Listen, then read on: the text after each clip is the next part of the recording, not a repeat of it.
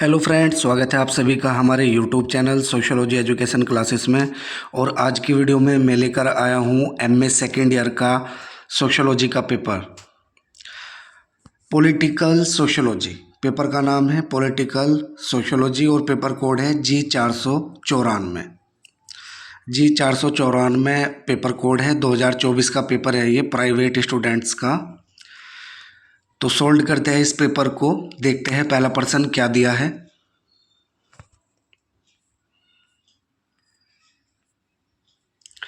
पहला प्रश्न दिया है, रजनी कोठारी ने जाति और राजनीति की अंतःक्रिया के कितने चरण बताए हैं?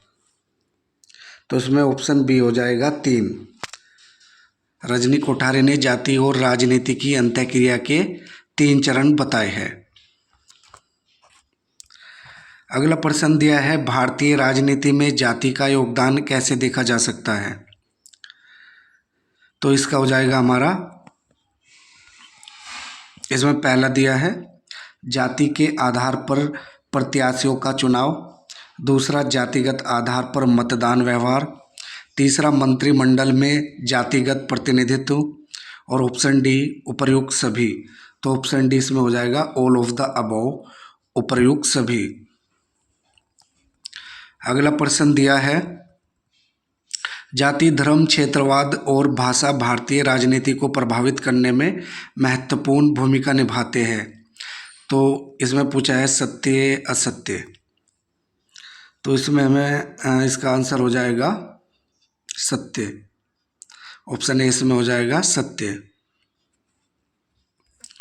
अगला प्रश्न है, निम्नलिखित में से कौन दबाव समूहों की प्रकृति है?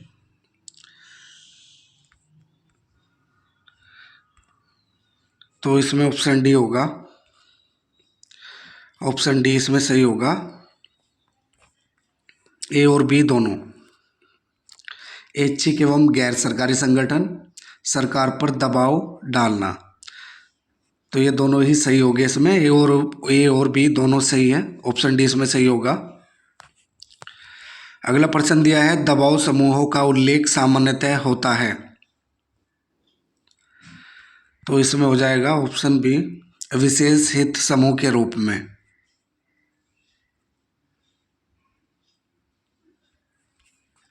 अगला प्रश्न है, राष्ट्रपति और उपराष्ट्रपति पद के लिए चुनाव का संचालन कौन करता है? तो इसमें भी हो जाएगा बी ऑप्शन, भारत का निर्वाचन आयोग। अगला प्रश्न दिया है, राष्ट्रीय लोकदल पार्टी के राष्ट्रीय अध्यक्ष कौन है? तो इसमें हमारा हो जाएगा जयंत चौधरी। ऑप्शन ए इसमें सही होगा, जयंत चौधरी। अगला प्रश्न दिया है, दबाव समूह राजनीतिक दलों से किस अर्थ में भिन्न होते हैं? तो इसमें होगा वे सत्ता प्राप्ति का प्रयत्न नहीं करते हैं। ऑप्शन सी इसमें सही होगा, वे सत्ता प्राप्ति का प्रयत्न नहीं करते हैं। अगला प्रश्न दिया है, जनमत में जनसंपर्क माध्यमों की क्या भूमिका है? तो इसमें ऑप्शन ए दिया है शिक्षा एवं मनोरंजन के लिए आवश्यक, और दूसरा दिया है बी मतदान व्यवहार तथा प्रत्याशियों पर प्रभाव, और तीसरा है सामाजिक व राजनीतिक परिवर्तन का ज्ञान। तो ये तीनों ही सही है। इसमें उपयुक्त सभी हो जाएगा। ऑप्शन डी इसमें सही होगा। क्वेश्चन नंबर 9 का हमारा डी हो जाएगा। अगला प्रश्न है, political man the social basis of politics पुस्तक के लेखक कौन है? Political man the social basis of politics पुस्तक के लेखक कौन है? तो इस पुस्तक के लेखक है S.M. लिपसेट। ऑप्शन बी इसमें सही हो जाएगा, S.M. लिपसेट। क्वेश्चन नंबर 10 का बी हो जाएगा। अगला प्रश्न दिया है, राजनीतिक नेतृत्व के बारे में पोस्ट कोर्ब दृष्टिकोण किसने दिया? तो जो पोस्ट कोर्ब है वो दृष्टिकोण किसने दिया है, पोस्ट कोर्ब का दृष्टिकोण? तो इसमें हो जाएगा हमारा लूथर गुलिक। राजनीति विज्ञान में ही पोस्ट कोर्ब का दृष्टिकोण देखने को मिलता है हमें, और ये दृष्टिकोण किसने दिया है? लूथर गुलिक ने। अगला प्रश्न है, नरेंद्र मोदी कितनी बार भारत के प्रधानमंत्री बन चुके हैं? तो इसमें हो जाएगा हमारा ऑप्शन बी, 3 बार बन चुके हैं नरेंद्र मोदी हमारे देश के प्रधानमंत्री। अगला प्रश्न है, रेंटियर्स की अवधारणा किसने दी? तो रेंटियर्स की अवधारणा किसकी है? पेरेटो की, विल्फ्रेडो पेरेटो। क्वेश्चन नंबर 13 का ए हो जाएगा। अगला प्रश्न दिया है, किस राजनेता को धरतीपुत्र के नाम से जाना जाता है? तो मुलायम सिंह यादव को धरतीपुत्र के नाम से जाना जाता है। क्वेश्चन नंबर 14 का ए। अगला प्रश्न दिया है, हाल ही में किस राज्य में 75% आरक्षण लागू किया गया है? तो किस राज्य में किया गया है 75% लागू? तो ये हुआ है हमारा बिहार में। क्वेश्चन नंबर 15 का सी हो जाएगा। अगला प्रश्न दिया है, हाल ही में किस राज्य में जाति आधारित जनगणना के आंकड़े जारी किए गए थे? तो क्वेश्चन नंबर 16 का हमारा हो जाएगा ऑप्शन बी, बिहार। अगला प्रश्न दिया है, बहुजन समाज पार्टी किस प्रदेश की एक मुख्य राजनीतिक पार्टी है? तो क्वेश्चन नंबर 17 का हो जाएगा हमारा ऑप्शन ए, उत्तर प्रदेश। योगी आदित्यनाथ है, तो योगी आदित्यनाथ क्या है? उत्तर प्रदेश के मुख्यमंत्री है। ऑप्शन बी इसमें सही हो जाएगा, उत्तर प्रदेश के मुख्यमंत्री। क्वेश्चन नंबर 18 का ऑप्शन बी होगा। अगला प्रश्न दिया है, नरेंद्र मोदी क्रिकेट स्टेडियम कहाँ स्थित है? नरेंद्र मोदी क्रिकेट स्टेडियम कहाँ स्थित है? तो क्वेश्चन नंबर 19 का हो जाएगा हमारा अहमदाबाद। Question number D. अगला प्रश्न है, भारत में न्यायिक सक्रियता संबंधित है? तो ये होगी जनहित याचिका से। ऑप्शन बी इसमें सही हो जाएगा हमारा। बढ़ते अगले प्रश्न की ओर। अगला प्रश्न दिया है, the theory of social and economic organisation पुस्तक किसने लिखी है? The theory of social and economic organisation, तो इस पुस्तक के लेखक है मैक्स वेबर। मैक्स वेबर की पुस्तक है the theory of social and economic organisation. The spirit of laws पुस्तक किसने लिखी है? क्वेश्चन नंबर 22 का क्या होगा? मॉन्टेस्क्यू। ऑप्शन सी हो जाएगा। द स्पिरिट ऑफ लॉज पुस्तक मॉन्टेस्क्यू ने लिखी है। निम्नलिखित में से कौन सा विधायिका का कार्य है? तो विधायिका का कार्य क्या है? क्वेश्चन नंबर 23 का हो जाएगा हमारा ऑप्शन बी, कानूनों का निर्माण करना। अगला प्रश्न दिया है, भारत में निर्वाचन सूची तैयार करने की जिम्मेदारी किसकी है? तो क्वेश्चन नंबर 24 का हो जाएगा ऑप्शन डी, निर्वाचन आयोग। निर्वाचन सूची निर्वाचन आयोग की जिम्मेदारी होती है तैयार करने की, तो ऑप्शन डी इसमें हो जाएगा। निम्नलिखित में से कौन सा एक शक्ति का स्रोत नहीं है? तो इसमें ऑप्शन ए पर अशिक्षा दिया है, ऑप्शन बी पर धन और सी पर व्यक्तित्व, ऑप्शन डी है सत्ता। तो हमसे पूछा गया है कौन सा एक शक्ति का स्रोत नहीं है, तो शक्ति का स्रोत अशिक्षा, ऑप्शन ए होगा इसमें अशिक्षा। शक्ति की विशेषताएं है, तो शक्ति की क्या विशेषताएं है? ऑप्शन ए दिया है, शक्ति संबंधात्मक होती है और बी पर दूसरों के व्यवहार को प्रभावित करना, शक्ति अमूर्त होती है, या फिर ऑप्शन डी उपयुक्त सभी। तो क्वेश्चन नंबर 26 का हमारा ऑप्शन डी होगा, उपयुक्त सभी। अगला प्रश्न है, ऑथोरिटी शब्द किस भाषा से लिया गया है? जो ऑथोरिटी शब्द है वो किस भाषा से लिया गया है? तो ये लिया गया है लैटिन भाषा से। ऑप्शन सी इसमें सही होगा, क्वेश्चन नंबर 27 का ऑप्शन सी। अगला प्रश्न दिया है, लैटिन शब्द ऑक्टोरिटास का शाब्दिक अर्थ क्या है? लैटिन शब्द ऑक्टोरिटास का शाब्दिक अर्थ क्या है? Question number 28। तो 28 का हमारा हो जाएगा समझौता या स्वीकृति, एग्रीमेंट और अप्रूवल।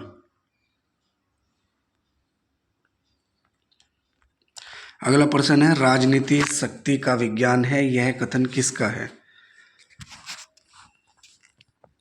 तो क्वेश्चन नंबर 29 का हमारा हो जाएगा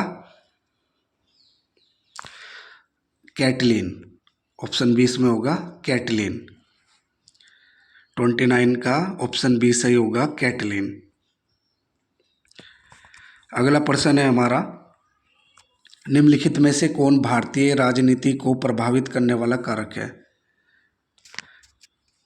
तो इसमें हो जाएगा धर्म भी, जाति भी, क्षेत्रवाद, ये तीनों ही है, तो उपरयुक्त सभी हो जाएगा। ऑप्शन डी इसमें सही होगा। अगला प्रश्न दिया है, भारत में कौन सी दलीय व्यवस्था पाई जाती है? तो इसमें दिया है एक दलीय, द्विदलीय व्यवस्था, बहुदलीय व्यवस्था या उपयुक्त सभी। तो इसमें हो जाएगा हमारा बहुदलीय। ऑप्शन सी इसमें सही होगा, बहुदलीय व्यवस्था। अगला प्रश्न है, डेहरेनडोर्फ का संघर्ष सिद्धांत पूर्णतः आधारित है, किस पर आधारित है? तो ये सत्ता के संबंधों पर आधारित है। ऑप्शन सी इसमें सही होगा, सत्ता के संबंधों पर आधारित है। अगला प्रश्न देखते हैं। अगला प्रश्न दिया है, आईसीटी में सी का अर्थ है। आईसीटी में सी का क्या अर्थ है, ये हमसे पूछा गया है। तो इसमें होगा संचार। सी का अर्थ क्या है? संचार, कम्युनिकेशन। कम्युनिकेशन होगा, ठीक है, हिंदी में संचार। अगला प्रश्न दिया है, हु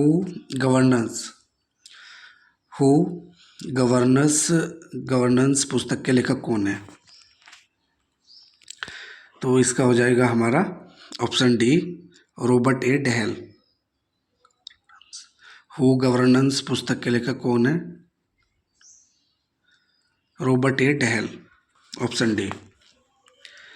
किसके अनुसार समाज हमेशा एक छोटी संख्या में पुरुषों द्वारा एक अभिजात वर्ग द्वारा शासित होता है, उस समय भी जब यह एक पूर्ण रूप से प्रजातांत्रिक संगठन मालूम पड़ता है?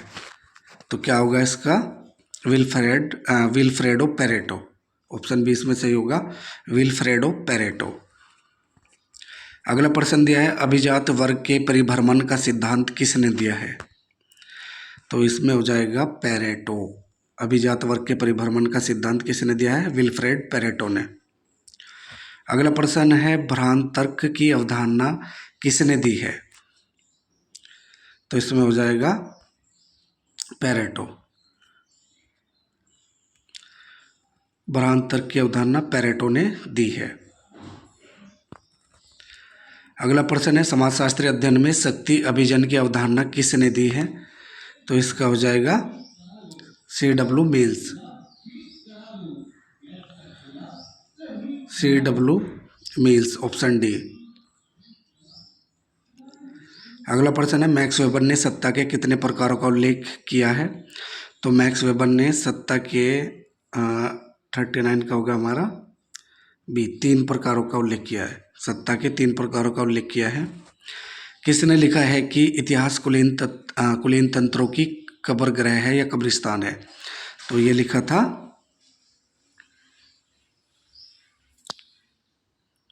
पेरेटो ने। ऑप्शन सी इसमें होगा पेरेटो। इतिहास कुलीन तंत्रों की कब्र गृह या कब्रिस्तान है, ये पेरेटो ने कहा था।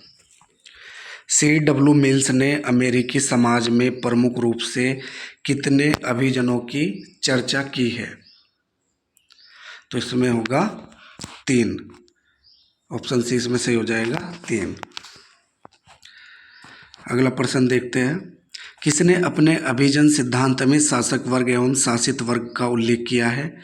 तो 42 का हो जाएगा हमारा ऑप्शन ए, गेटानो मोस्का। अगला प्रश्न दिया है, C.W. मिल्स ने संभ्रांतजन का कौन सा प्रकार नहीं बताया है? तो इसमें हो जाएगा धार्मिक नेता। धार्मिक नेता नहीं बताया है, ऑप्शन डी इसमें सही होगा। अगला प्रश्न है, द माइंड एंड सोसाइटी नामक पुस्तक किसने लिखी है? द माइंड एंड सोसाइटी पुस्तक के लेखक पूछा है हमसे, तो इसमें हो जाएगा पेरेटो। ये भी पेरेटो की पुस्तक है, द माइंड एंड सोसाइटी। अगला प्रश्न है हमारा, पॉलिटिकल पार्टीज पुस्तक का लेखक कौन है? पॉलिटिकल पार्टीज, तो पॉलिटिकल पार्टीज पुस्तक के लेखक कौन है? Robert Michels. Robert Michels, option D इसमें सही होगा, रॉबर्ट मिशेल्स। भारतीय संविधान की कौन सी धारा किसी भी प्रकार की अस्पृश्यता पर रोक लगाती है? तो 46 का होगा बी, अनुच्छेद 17 अस्पृश्यता पर रोक लगाता है। राजनीतिक समाजीकरण वह प्रक्रिया है जिसके द्वारा एक नागरिक राजनीतिक दृष्टि से परिपक्व होता है। ये सत्य है, ऑप्शन ए इसमें होगा, ये सत्य है। किसने परिभाषित किया है कि राजनीतिक समाजीकरण वह प्रक्रिया है जिसके द्वारा राजनीतिक संस्कृति बनाई रखी जाती है तथा उसमें परिवर्तन लाया जाता है? तो 48 का होगा हमारा ऑप्शन सी, आमंड एवं बर्बा। ओमंड एवं बर्बा, 48 का सी हो जाएगा। अगला प्रश्न है, नितिन गडकरी किस राजनीतिक पार्टी से है? नितिन गडकरी किस राजनीतिक पार्टी से है? 49 का होगा Bhajpa, A option, Nitin Gadkari Bhajpa party से है। किस राजनेता को लौह पुरुष के नाम से जाना जाता है? बहुत ही अच्छा क्वेश्चन है और राजनीति विज्ञान में भी ये आता है। तो ये होगा सरदार वल्लभ भाई पटेल, ऑप्शन सी इसमें सही होगा, सरदार वल्लभ भाई पटेल। सरदार वल्लभ भाई पटेल को लौह पुरुष के नाम से जाना जाता था। राजनीतिक सामाजिकरण के अभिकरण है, राजनीतिक सामाजिकरण के अभिकरण है, तो इसमें परिवार, राजनीतिक दल, संचार के साधन या फिर उपयुक्त सभी। तो 51 का हमारा क्या हो जाएगा? ऑप्शन डी, उपयुक्त सभी।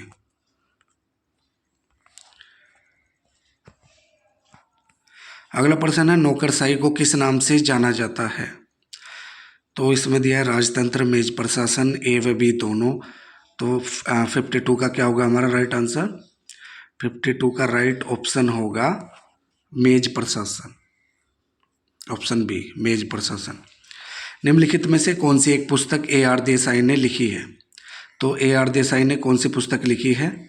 इसमें दिया है पॉलिटिकल मोबिलाइजेशन और social background of Indian nationalism, caste in India politics, और डी पर है पॉलिटिक्स इन इंडिया।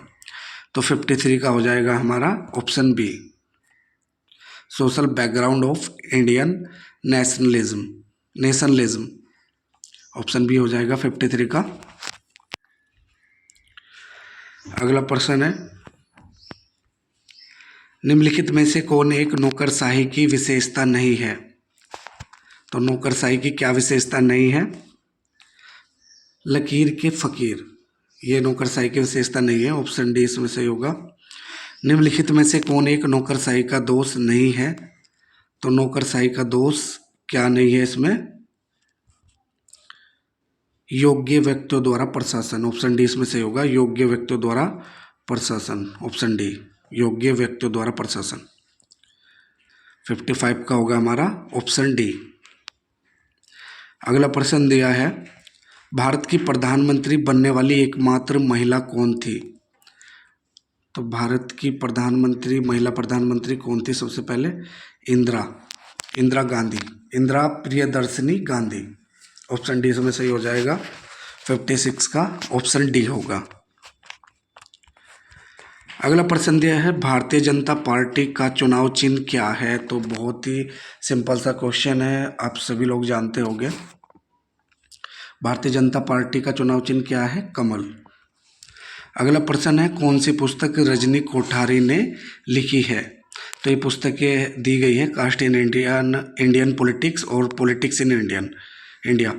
तो ए व बी दोनों या फिर उपयुक्त में से कोई नहीं। तो 58 का हमारा क्या हो जाएगा? 58 का होगा ऑप्शन सी, ये दोनों ही पुस्तक कास्ट इन इंडिया और पॉलिटिक्स इन इंडिया, ये रजनी कोठारी द्वारा लिखी गई है। ठीक है, तो ऑप्शन सी इसमें हो जाएगा, ए व बी दोनों। 58 का ऑप्शन सी। यह किसने कहा है कि नौकरशाही एक प्रकार का प्रशासकीय संगठन है जिसमें विशेष योग्यता, निष्पक्षता तथा मानवता का अभाव आदि लक्षण पाए जाते हैं। तो ये परिभाषा, ये कथन किसने कहा है नौकरशाही के बारे में? 59 का होगा हमारा मैक्स वेबर। ऑप्शन बी इसमें सही होगा, मैक्स वेबर। अगला प्रश्न है, एक दलीय प्रणाली किस सरकार में पाई जाती है? एक दलीय प्रणाली पाई जाती है तानाशाही सरकार में। ऑप्शन सी इसमें सही हो जाएगा, तानाशाही। अगला प्रश्न देखते हैं। अगला प्रश्न दिया है, भारत में विभिन्न राजनीतिक दलों के राष्ट्रीय या क्षेत्रीय दल का दर्जा देने का अधिकार किसको है? तो इसमें हो जाएगा हमारा ऑप्शन डी, निर्वाचन आयोग को। भारत के मुख्य चुनाव आयुक्त की नियुक्ति कौन करता है? भारत के मुख्य चुनाव आयुक्त की नियुक्ति कौन करता है? राष्ट्रपति। ऑप्शन सी इसमें सही होगा, राष्ट्रपति।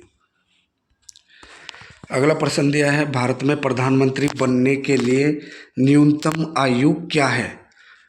भारत में प्रधानमंत्री बनने के लिए न्यूनतम आयु क्या होगी? 25 वर्ष। ठीक है, ऑप्शन सी इसमें हो जाएगा 25 वर्ष। अगला प्रश्न दिया है, इनमें से कौन दलविहीन लोकतंत्र के समर्थक थे? दलविहीन लोकतंत्र के समर्थक कौन थे? जयप्रकाश नारायण। ऑप्शन बी इसमें सही होगा, जयप्रकाश नारायण। अगला प्रश्न दिया है, आदर्श प्रारूप की अवधारणा किसने दी है? तो आदर्श प्रारूप की अवधारणा मैक्स वेबर ने दी है। ऑप्शन सी इसमें सही हो जाएगा, 65 का ए। आदर्श प्रारूप की अवधारणा मैक्स वेबर ने दी है। ऑप्शन ए इसमें सही होगा। अगला प्रश्न है, किसने ब्यूरोक्रेसी को मेज प्रशासन कहकर संबोधित किया है? तो किसने ब्यूरोक्रेसी को मेज प्रशासन कहकर संबोधित किया था? 66 का हो जाएगा हमारा फाइनर।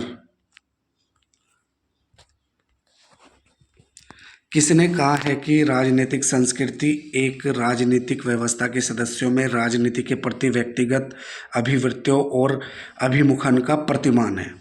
तो किसने कहा है? 67 का क्या हो जाएगा हमारा? ऑप्शन बी, आमंड और पोवेल। ओमंड और पोवेल।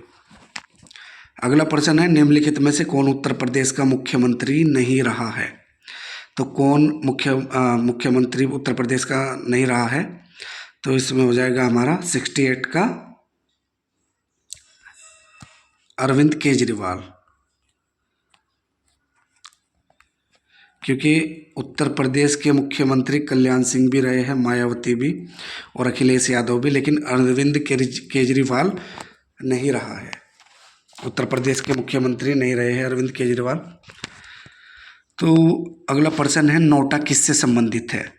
69, नोटा किससे संबंधित है? तो नोटा संबंधित है मतदान से। ऑप्शन बी इसमें हो जाएगा, मतदान से संबंधित है नोटा। कौन सी राजनीतिक संस्कृति में लोगों का लगाव अपने परिवार, गांव एवं पड़ोस तक सीमित रहता है? तो इसमें दिया है संकीर्ण राजनीतिक संस्कृति, पराधीन राजनीतिक संस्कृति, विशाल राजनीतिक संस्कृति, सहभागी राजनीतिक संस्कृति। तो क्या होगा इसका सही आंसर? क्वेश्चन नंबर 70 का हो जाएगा हमारा संकीर्ण राजनीतिक संस्कृति। ऑप्शन ए इसमें सही होगा, संकीर्ण राजनीतिक संस्कृति। अगला प्रश्न है, राजनीतिक संस्कृति की अवधारणा किसने दी? तो इसका हो जाएगा ओमंड एवं पोवेल। Option C. यह किसने कहा है कि कोई भी जो दूसरों के लिए एक आदर्श है बहुधा एक नेता कहलाता है? तो इसका हो जाएगा 72 का सही उत्तर होगा हमारा स्प्रोट। ऑप्शन बी इसमें सही होगा, स्प्रोट। अगला प्रश्न दिया है, निम्नलिखित में से कौन सा जनमत निर्माण का साधन नहीं है?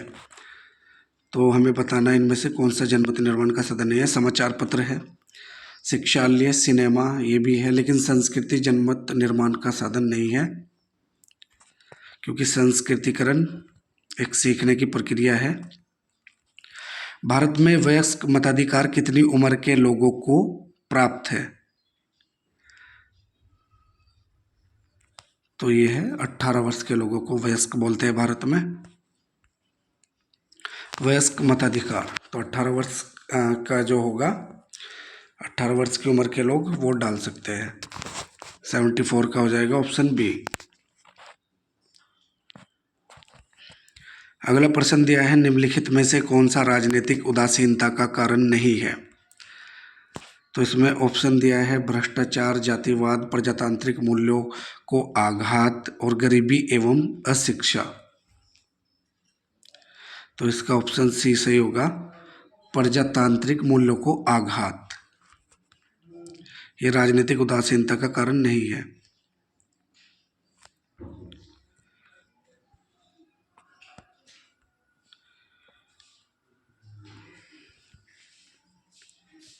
अगला प्रश्न है, निम्नलिखित में से कौन सा नेता का गुण है?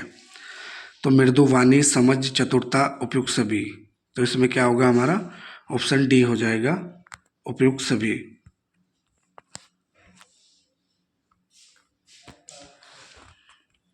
अगला प्रश्न है, किसने परिभाषित किया कि नेतृत्व से हमारा तात्पर्य लोगों को प्रोत्साहित करने अथवा निर्देशित करने की वह योग्यता है जो कि पद के अलावा व्यक्तिगत गुणों से आती है। तो इसमें हो जाएगा हमारा ऑप्शन ए सही होगा। इसमें R.M. मैकाइवर एवं C.H. पेज। अगला प्रश्न है, सत्ता का यह वर्गीकरण किसने दिया? सत्ता का यह वर्गीकरण किसने दिया? बौद्धिक और कानूनी सत्ता, परंपरात्मक सत्ता और चमत्कारिक सत्ता। तो ये दिया है मैक्स वेबर ने। ऑप्शन सी इसमें सही हो जाएगा, मैक्स वेबर।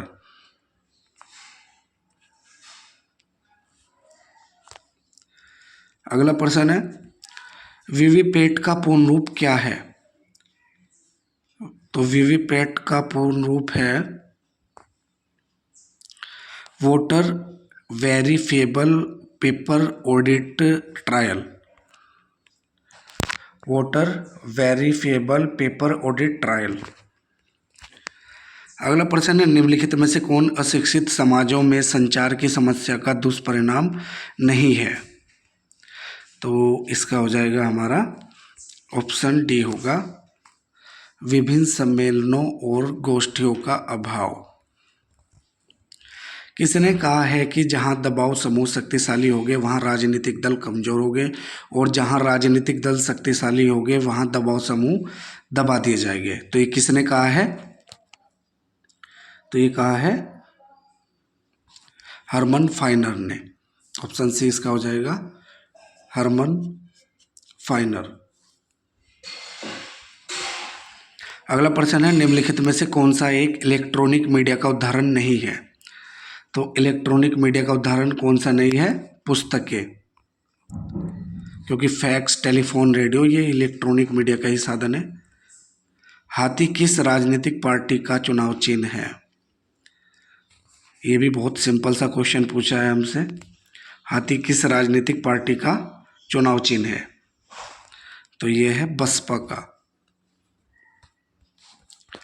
किसने जाति को राजनीति का कैंसर कहा है? तो जाति को राजनीति का कैंसर किसने कहा है? D.R. गाडगिल ने। D.R. गाडगिल।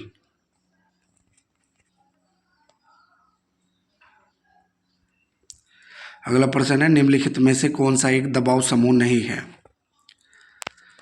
तो इसमें भारतीय किसान यूनियन, भीम आर्मी, बजरंग दल। तो हमें बताना है कौन सा एक दबाव समूह नहीं है। तो इसमें हो जाएगा हमारा 85 का बी ऑप्शन, भीड़। Politics, parties and pressure groups पुस्तक द्वारा किसके द्वारा लिखी गई है? Politics, parties and pressure groups पुस्तक किसके द्वारा लिखी गई है? तो 86 का हमारा हो जाएगा ऑप्शन ए वी ओ के द्वारा लिखी गई है। अगला प्रश्न है हमारा, निम्नलिखित में से कौन मतदान व्यवहार को प्रभावित करने वाले कारक है?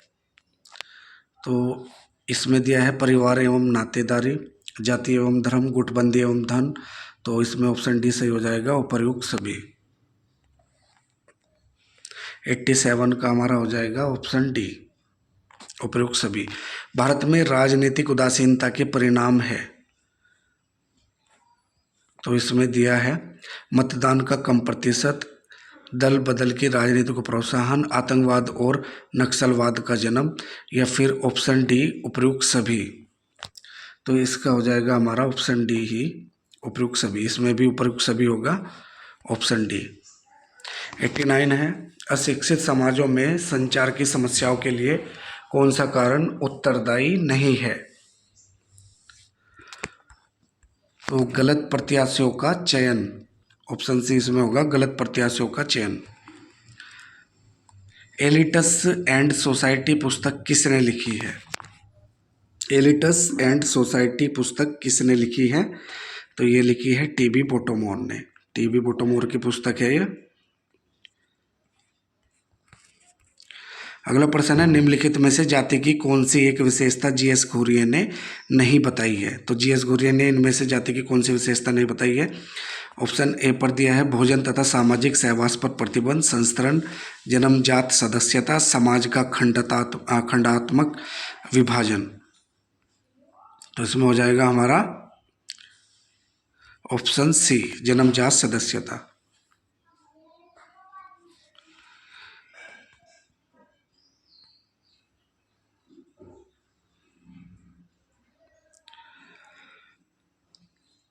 लेकिन ये मुझे गलत लग रहा है। 91 का जो आंसर की है उसके अकॉर्डिंग तो हमारा यही होगा, ऑप्शन सी, जन्मजात सदस्यता।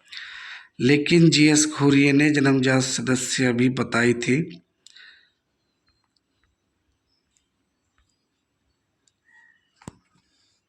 इस क्वेश्चन में डाउट है। अगला प्रश्न देखते हैं, उत्तर प्रदेश में किस पार्टी की सरकार है? तो उत्तर प्रदेश में भाजपा की सरकार है। बहुत ही सिंपल सा क्वेश्चन पूछा है। अगला प्रश्न है, भारतीय संविधान के अनुसार देश का प्रथम नागरिक कौन होता है?